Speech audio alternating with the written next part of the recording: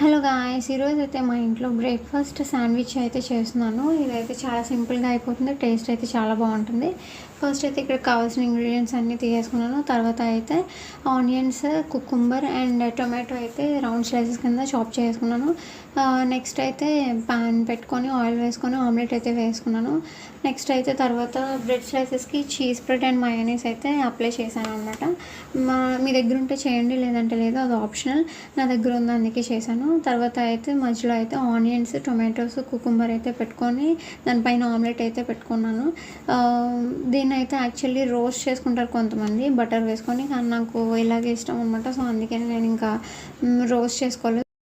అయితే అంతే, చాలా సింపుల్ అండ్ టేస్టీ శాండ్విచ్ అయితే రెడీ అయిపోతుంది. మీకు కూడా నచ్చితే లైక్ చేయండి, షేర్ చేయండి, సబ్స్క్రైబ్ చేయండి. అండ్ నాదైతే ఈ మధ్యన క్రియేట్ చేసిన ఛానల్ కాబట్టి ప్లీజ్ సపోర్ట్ చేయండి. ఇంకా మరిన్ని వ్లాగ్స్ అయితే చూడొచ్చు.